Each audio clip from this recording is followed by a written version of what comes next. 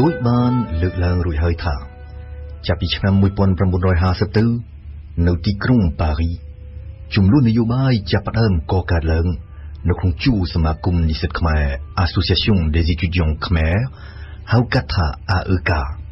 ដែលហេតុតែវត្តមាននៅក្នុងជួរសមាគមរបស់ពួកអនាគតមេខ្មែរក្រហមដែលទើបតែទៅដល់ស្រុកបារាំងដោយបានលើកឡើងរួចហើយដែរថាពួកអនាគតមេខ្មែរក្រហមទាំងនេះដែលបានคลายបន្តិចម្ដងទៅជាកុម្មុយនីសដែលមានការជួយជ្រោមជ្រែងពីបកកុម្មុយនីសបារាំងផ្ទាល់ប្រមូលផ្ដុំគ្នានៅក្នុងចលនាសម្ងាត់មួយឈ្មោះក្រុម Marxiste le cercle Marxiste បើយោងទៅតាមសៀវភៅ Pol Pot Brother No. 1 របស់ David Chandler មេដឹកនាំនៃក្រុម Marxiste នេះដែលតែងតែប្រជុំគ្នានៅក្នុងផ្ទះរបស់កេងវ៉ាន់សាក់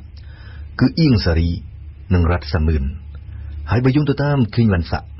ក្នុងចំណោមអ្នកចូលរួមប្រជុំជាប្រចាំឃើញមានដូចជាសៀនអានយុនសឿនមីម៉ាន់ទូចភឿនហ៊ូយុននិងជួនមុំរីឯសាឡុតសដែលក្រោយមកគេស្គាល់ថាជាប៉ុលពតវិញមិនសូវមកចូលរួមប្រជុំទេអ្វីដែលលើកឡើងខាងលើបូករួមនឹងសៀវភៅព្រមទាំងឯកសារស្រាវជ្រាវជាច្រើនដូចជារបស់ David Chandler Elizabeth Baker Marie-Alexandrine Martin François Debré Lac ស្ដែងឲ្យឃើញថាមាននិស្សិតខ្មែរកុម្មុយនីសពីរប្រភេទខុសគ្នានៅក្នុងជួរក្រុម Marxist តាំងពីចំនួនដើមទសវត្សរ៍1950នោះមកម្លេះប្រភេទទី1គឺពួកអ្នកសង្វាតរៀនដែលក្រោយមកក្លាយជាបញ្ញវន្តមានដូចជាជួនមុំហ៊ូយុននិងក្រោយមកទៀតខៀវសំផនប្រភេទទី2គឺពួកអ្នកនយោបាយមានដូចជាអៀងសារីរ៉ាត់សាមឿននិងសាឡុតសជួនមុំដូចបានលើកឡើងរួចហើយបានក្លាយជាបណ្ឌិតគណិតវិទ្យានៃសាលាពហុបច្ចេកទេសហ៊ូយុនទទួលបានសញ្ញាបត្រថ្នាក់បណ្ឌិតផ្នែកច្បាប់និងសេដ្ឋកិច្ចនៅឆ្នាំ1955រីឯខៀវសំផនវិញទទួលបានសញ្ញាបត្រថ្នាក់បណ្ឌិតផ្នែកច្បាប់និងសេដ្ឋកិច្ចដូចហ៊ូយុនដែរនៅឆ្នាំ1959ផ្ទុយទៅវិញសាឡុតសដែលត្រឡប់ទៅស្រុកខ្មែរវិញនៅចុងឆ្នាំ1952គ្មានទទួលបានសញ្ញាបត្រអ្វីសូម្បីតែមួយសន្លឹកអៀងសារីក៏ដូចគ្នាចឹងដែរត្រឡប់ទៅស្រុកខ្មែរវិញនៅឆ្នាំ1957ដោយមានត្រឹមតែសញ្ញាបត្របាក់ឌុបមួយគត់អៀងសារីនិងសាឡុតសគឺជាអ្នកនយោបាយសុទ្ធសាធនិងមានបទពិសោធន៍ខាងសកម្មភាពនយោបាយខ្លាំងជាងគេនៅក្នុងចំណោមនិស្សិតខ្មែរនៅស្រុកបារាំងកាលសម័យនោះពួកគេទាំងពីរនាក់ដែលបានស្គាល់គ្នាតាំងពីឆ្នាំ1947ហាក់ដូចជាបានបែងចែកតួនាទីគ្នាតាំងពីចំនួននោះមកម្លេះម្នាក់ជាអ្នកនយោបាយចេញមុខនិងម្នាក់ទៀតជាអ្នកដឹកនាំលាក់ខ្លួននិងលាក់ឈ្មោះនៅស្រុកខ្មែរនិងក្រោយមកទៀតនៅស្រុកបារាំងកាលចំនួននោះនិស្សិតណាក៏ស្គាល់អៀងសារីដែរតែមិនសូវមានអ្នកដែលស្គាល់សាឡុតសទេមែនទែនទៅនៅឆ្នាំ1946អៀងសារីកាលនោះកំពុងសិក្សានៅវិទ្យាល័យបារាំងខ្មែរព្រះស៊ីសុវត្ថិនៅភ្នំពេញធ្លាប់បានដឹកនាំបាតុកម្មមួយប្រឆាំងនឹងអាណានិគមបារាំងគឺនៅក្នុងចន្លោះឆ្នាំ1946 1947នោះហើយដែលអៀងសារីនិងសាឡុតសជួបគ្នាคล้ายជាមិត្តភក្តិនឹងគ្នាចូលរួមយ៉ាងសកម្មជួយគណៈបកប្រជាធិបតេយ្យរបស់អ្នកអង្គម្ចាស់យុទ្ធិវង្សនិងផ្ដើមមានទំនាក់ទំនងយ៉ាងជិតស្និទ្ធជាមួយអ្នកដឹកនាំក្រាក់ៗនៃបកនេះដូចជា Simba, Chinvom និង Ilkut ម្ល៉េះហើយយោងទៅតាមកេងវ៉ាន់សាក់អៀងសារីដែលជាសិស្សពូកែតែមិនសង្វាតរៀននិងសាឡុតសដែលមិនមែនជាសិស្សពូកែទល់តែសោះនោះមានសំណាងទទួលអាហារូបករណ៍ចេញទៅរៀននៅស្រុកបារាំងក៏ដោយសារតែពួកគេមានខ្នងនៅក្នុងជួរបកប្រជាធិបតេយ្យមកដល់ស្រុកបារាំងក្នុងចន្លោះឆ្នាំ1949 1950អៀងសារីនិងសាឡុតសរឹតតែស្រឡាញ់រាប់អានគ្នាជាពិសេសចាប់ពីឆ្នាំ1951ទៅក្រោយពីពួកគេបានជួបនឹងនារីអ្នកចេះដឹងពីរនាក់ដែលជាបងប្អូនបង្កើតនឹងគ្នានោះគឺខៀវពុនរីនិងខៀវធីរិតសាឡុតសផ្ដើមមានទំនាក់ទំនងស្នេហាជាមួយខៀវពុនរីដែលបានត្រឡប់ទៅស្រុកខ្មែរវិញនៅឆ្នាំ1951ដដែលនោះក្រោយមកនៅចុងឆ្នាំ1952ក្នុងចំណោមមូលហេតុធំៗដែលបានជំរុញសាឡុតសឲ្យប្រញាប់វិលទៅស្រុកខ្មែរវិញមានមូលហេតុស្នេហាពូលគឺការតាមទៅរកខៀវពុនរីរីឯខៀវធីរិតវិញបានរៀបការជាមួយអៀងសារីនៅឆ្នាំ1951ដដែលនោះដែរហើយប្តីប្រពន្ធទាំងគូបានបន្តស្នាក់នៅប្រទេសបារាំងរហូតដល់ឆ្នាំ1957នៅស្រុកបារាំងអៀងសារីនិងសាឡុតសបន្តធ្វើនយោបាយ អៀងសេរីចេញមុខធ្វើសកម្មភាពនៅក្នុងជួរសមាគមនិស្សិតខ្មែរអាអឺកាក្នុងនាមជាអ្នកឆ្វេងនិយមជ្រុលនិងជាអ្នកស្នេហាមនោគមវិជ្ជាកុម្មុយនីសនិងលាក់មុខធ្វើសកម្មភាពក្នុងនាមជាអ្នកដឹកនាំចលនាសម្ងាត់នោះគឺក្រុម Marxist ក្រុមឥទ្ធិពលនៃបកកុម្មុយនីសបារាំងរាសាឡុតសវិញស្ងាត់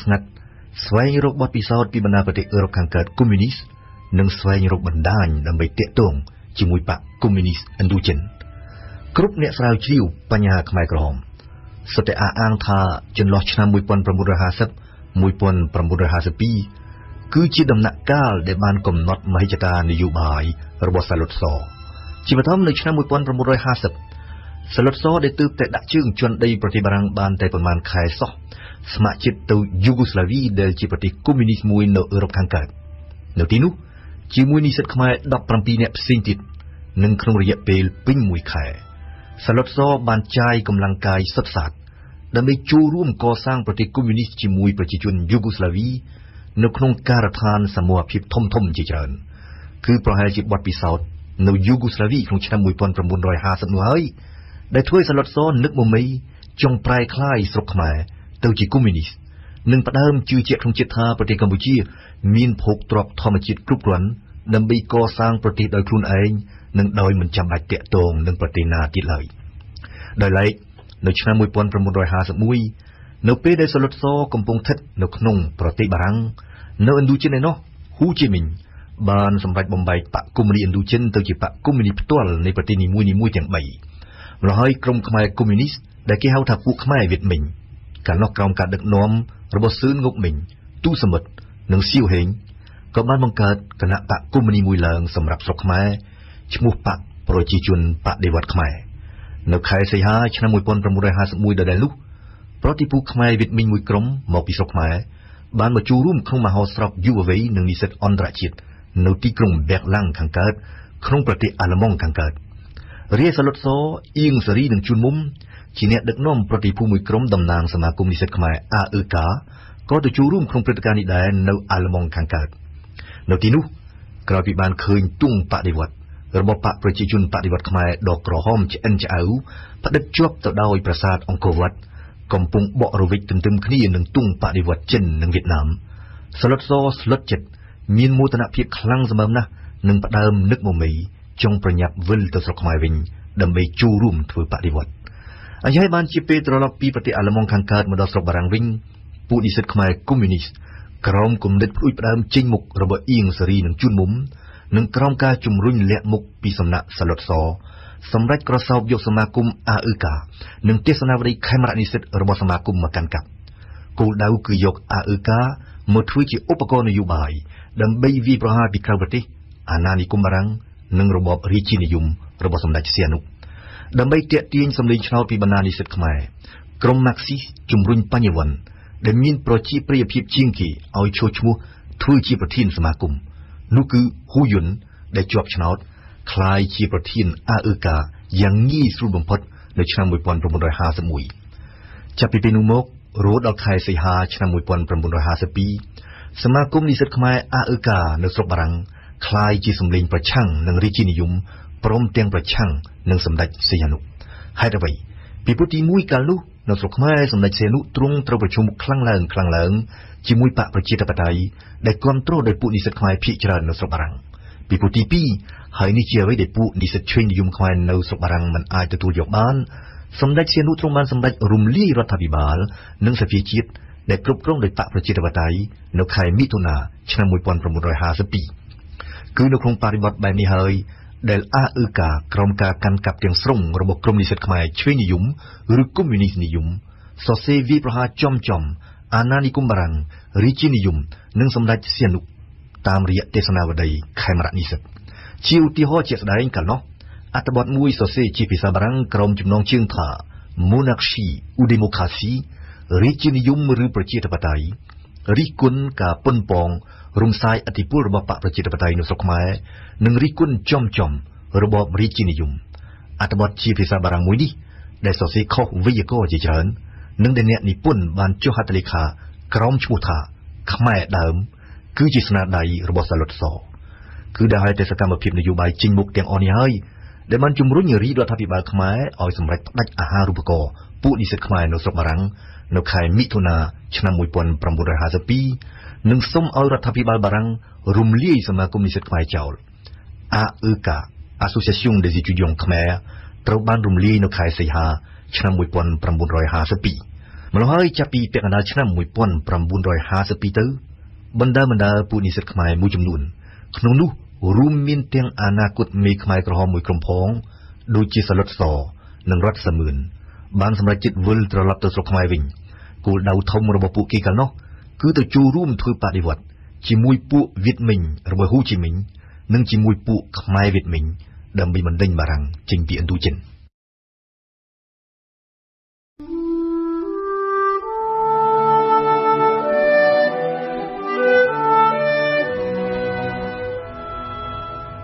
ដូចបានលើកឡើងរួចហើយថា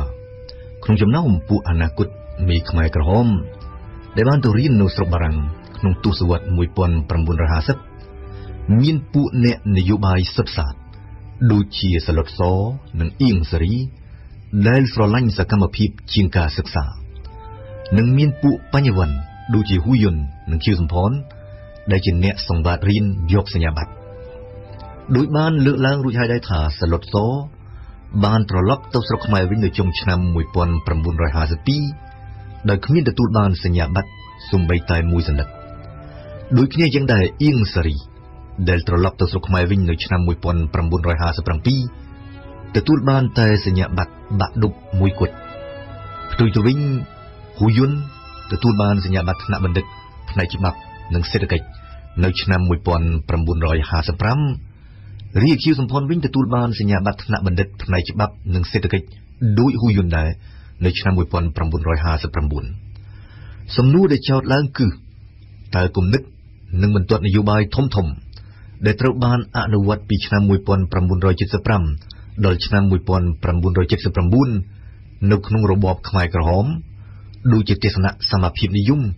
ដែលជាស្នូលមួយសំខាន់នៃមនោគមវិជ្ជាកុម្មុយនីសទស្សនៈជាតិនិយមជ្រុលនយោបាយមិនសុទ្ធជាតិសាសន៍ដោយឲ្យតម្លៃទៅជនជាតិខ្មែរសុទ្ធលក្ខនឹងលក្ខបានផ្ដើមដុះនៅក្នុងខួរក្បាលរបស់ពួកអនាគតមេខ្មែរក្រហមពេលពួកគេកំពុងស្ថិតនៅស្រុកបារាំងឬមួយយ៉ាងណាអ្វីដែលជាក់ច្បាស់ដោយបានលើកឡើងរួចហើយគឺសាឡុតសអៀងសេរីហ៊ូយុនខៀវសំផននិងនិស្សិតខ្មែរមួយចំនួនផ្សេងទៀតពិតជាបានក្លាយជាកុម្មុយនីសឬជាអ្នកស្នេហាលទ្ធិម៉ាក់ស្លេនីនពេលដែលពួកគេកំពុងស្នាក់នៅលើទឹកដីបារាំងពួកគេបានក្លាយជាកុម្មុយនីសដំបូងគឺដោយសារតែឥទ្ធិពលនៃនិស្សិតរៀមច្បងពីរនាក់នោះគឺជួនមុំនិងកេងវណ្ណស័ក្តិដែលជាគ្រូឧបជារបស់ពួកគេនិងបន្តមកទៀតគឺដោយសារតែការបង្ហាត់បង្រៀនពីសំណាក់បកកុម្មុយនីសបារាំងផ្ទាល់តែម្ដងអ្វីដែលជាក់ច្បាស់ដែរគឺកាលសម័យទសវត្សរ៍1950នោះនៅស្រុកបារាំង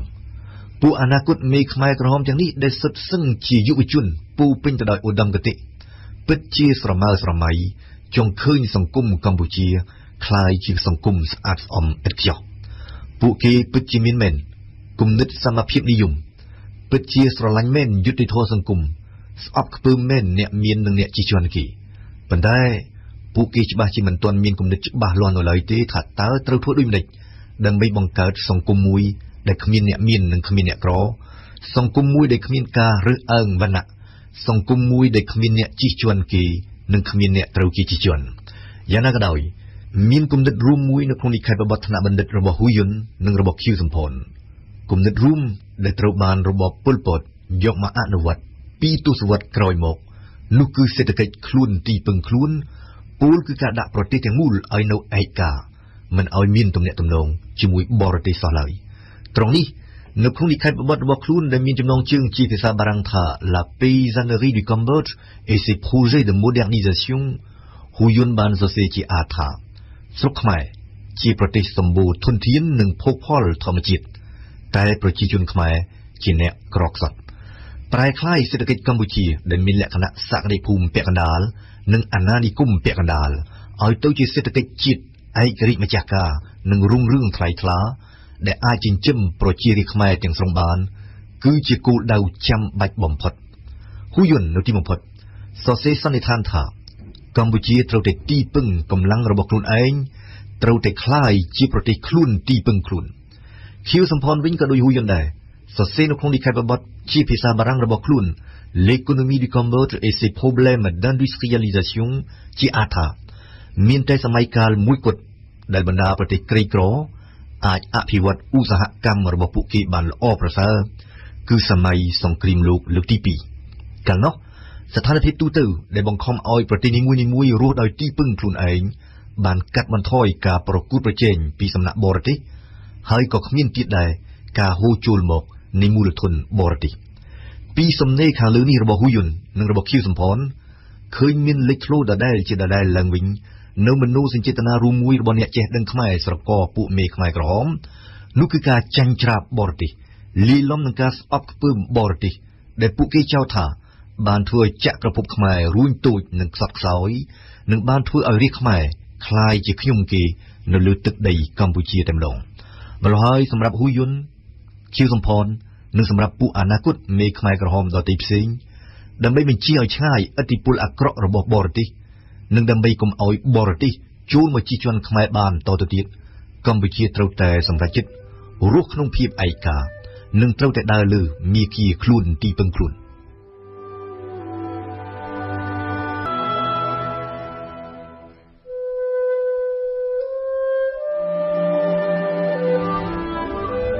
ដូចបានលើកឡើងរួចហើយថានៅស្រុកបារាំងក្នុងឆ្នាំ1952សឡុតសបានសរសេរអត្ថបទមួយជាភាសាបារាំងចុះផ្សាយក្នុងទេសនាវដ្តីខេមរៈនិស្សិតនៃសមាគមនិស្សិតខ្មែរ AEK ក្រុមចំណងជើងថា Monarchie ou Démocratie រាជានិយមឬប្រជាធិបតេយ្យទោះជាសរសេរខុសវេយ្យាករណ៍បារាំងជាច្រើនយ៉ាងណាក៏ដោយ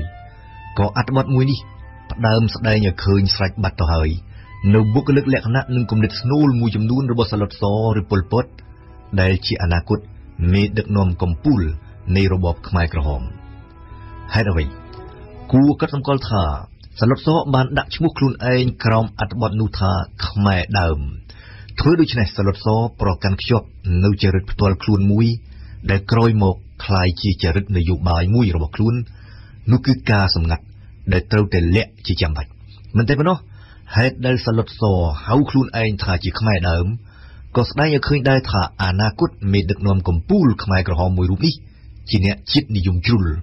បានន័យថាសម្រាប់សឡុតសខ្មែរដើមមានន័យថាខ្មែរសុទ្ធគឺជាជនជាតិមួយខ្លាំងពូកែរហូតដល់ចេះសាងសង់អង្គរវត្តគឺជាជនជាតិមួយស្អាតស្អំនិងស្លូតបូតមិនចេះកេងប្រវ័ញ្ចនិងមិនចេះជិះជាន់គេនិយាយរួមគឺមិនដូចពួកបរទេសអាប្រៃបារាំងចាមចិនយួនឬក៏មិនដូចខ្មែរដែលមានឈាមលាយឡំពូជសាសន៍ដោយឡែកនៅក្នុងអត្ថបទ Monarchie ou Démocratie រាជានិយមឬប្រជាធិបតេយ្យសរសេរក្នុងឆ្នាំ1952នោះសឡុតសបានចោទត្រង់ទៅលើរបបរាជានិយមថាជាអ្នកទទួលខុសត្រូវ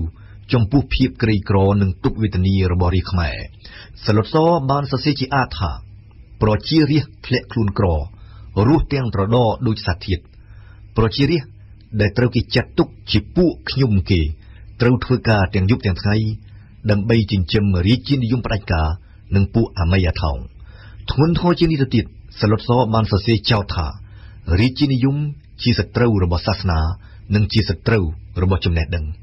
ត្រង់នេះគូបើកវងក្រចកគូបញ្ជាក់បន្តិចថាជាង20ឆ្នាំក្រោយមកគឺនៅឆ្នាំ1975របបខ្មែរក្រហមខ្លួនឯងទេតើពួកមេខ្មែរក្រហមខ្លួនឯងទេតើសឡុតសខ្លួនឯងទេតើដែលជាសត្រូវរបស់សាសនានិងជាសត្រូវរបស់ចំណេះដឹងតាមរយៈវិធានការនយោបាយផ្សិតព្រះសង្ឃបំផ្លាញវត្តអារាមបិទសាលារៀននិងសម្លាប់អ្នកចេះដឹងយ៉ាងណាក៏ដោយពីអត្ថបទសរសេរនៅឆ្នាំ1952នេះរបស់សឡុតសគេឃើញលេចធ្លោឡើងនៅសមានចិត្តរបស់សឡុតសចំពោះលទ្ធិប្រជាធិបតេយ្យតាមរយៈអត្ថបទរបស់ខ្លួន Monarchie ou Démocratie រាជានិយមឬប្រជាធិបតេយ្យសរសេរនៅឆ្នាំ1952នេះសឡុតសហាក់ដូចជាបង្ហាញឲ្យឃើញថាខ្លួនមានគោលដៅមួយរួចស្រេចទៅហើយនោះគឺការធ្វើបដិវត្តរំលំរបបរាជានិយមដោយប្រជារាស្ត្របារាំងបានធ្វើនៅឆ្នាំ1789និងដោយសុនយ៉ាត់សិនបានធ្វើនៅស្រុកចិនក្នុងឆ្នាំ1924នេះរួម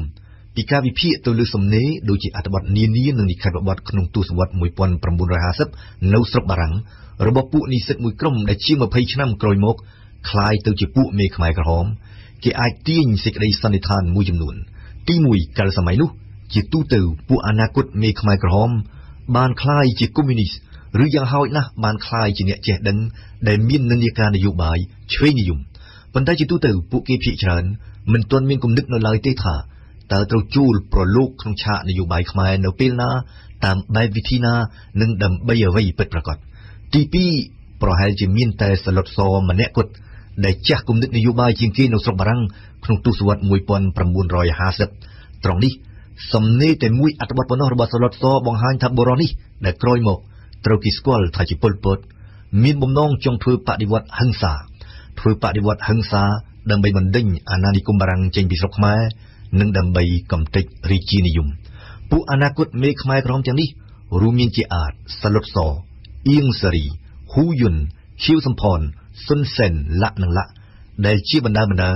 បានចាកចេញពីស្រុកបារាំងនិងបានត្រឡប់ទៅស្រុកខ្មែរវិញសុទ្ធតែជួលធ្វើនយោបាយឬធ្វើគ្រូបង្រៀនជាបឋមមុននឹងរត់ចូលព្រៃធ្វើបដិវត្ត